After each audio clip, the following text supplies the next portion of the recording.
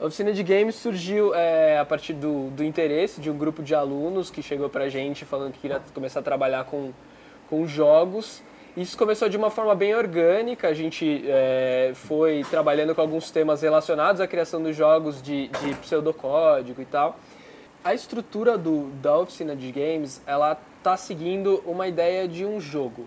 Ela, assim como um jogo, ela tem diversas fases e em cada fase tem missões. E a partir dessas missões que a gente vai vendo qual que é o avanço em cada etapa para continuar para as próximas.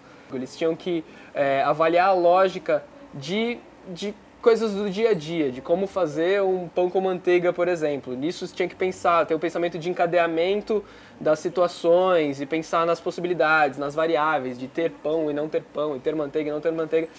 A gente foi trabalhando dessa forma, depois a gente entrou em jogos de tabuleiro, trabalhando com os jogos de tabuleiro, seguindo mais ou menos a mesma lógica, e agora a gente está entrando em jogos digitais mesmo, que foi o primeiro interesse deles, né? Vieram procurando a gente para trabalhar com jogos digitais.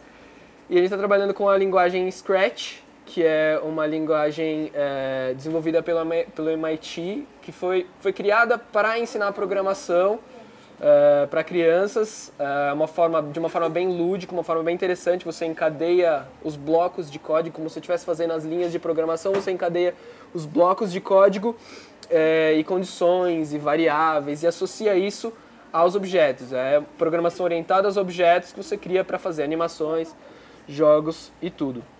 Eu acho que uma estrutura que a gente trouxe legal é que assim, não é uma oficina que vai durar um semestre, uma oficina que vai durar um ano. A gente dividiu por blocos, módulos de encontro. Por exemplo, esse primeiro momento a gente fez 8 encontros.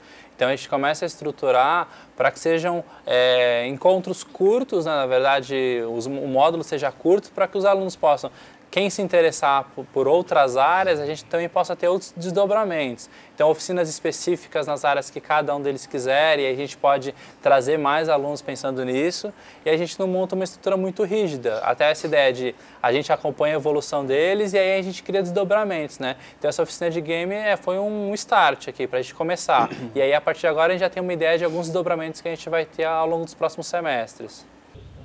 Na oficina de games a gente aprendeu a fazer esses comandos, porque, sabe, tem que explicar passo a passo exatamente o que tem que fazer, senão ele não entende. Então, a gente teve que descrever as regras de um jogo de tabuleiro passo a passo, explicando isso. A gente estava só treinando para conseguir explicar para o computador o que ele tinha que fazer.